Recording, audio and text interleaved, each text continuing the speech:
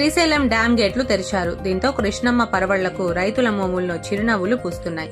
అటు తుంగభద్ర, ఇటు కృష్ణానదుల నుంచి లక్షల క్యూసెక్కుల ప్రవాహం శ్రీశైలం వైపు కదులుతుంది.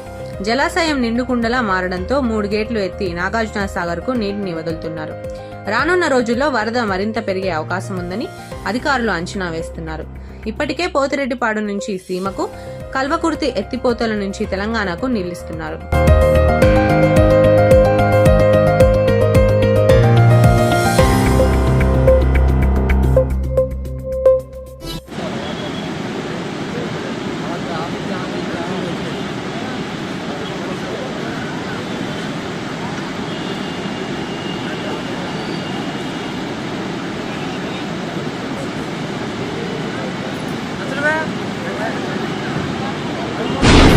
దీంతో కృష్ణమ్మ పరవళ్లకు రైతుల మోముల్లో చిరునవ్వులు పూస్తున్నాయి. అటు తుంగభద్ర, ఇటు కృష్ణానదుల నుంచి లక్షల క్యూసెక్కుల ప్రవాహం శ్రీశైలం వైపు కదులుతుంది. జలాశయం నిండుకుండలా మారడంతో 3 గేట్లు ఎత్తి నాగార్జున సాగర్ కు నీటిని వదులుతున్నారు. రానున్న రోజుల్లో వరద మరింత పెరిగే అవకాశం ఉందని అధికారులు అంచనా వేస్తున్నారు.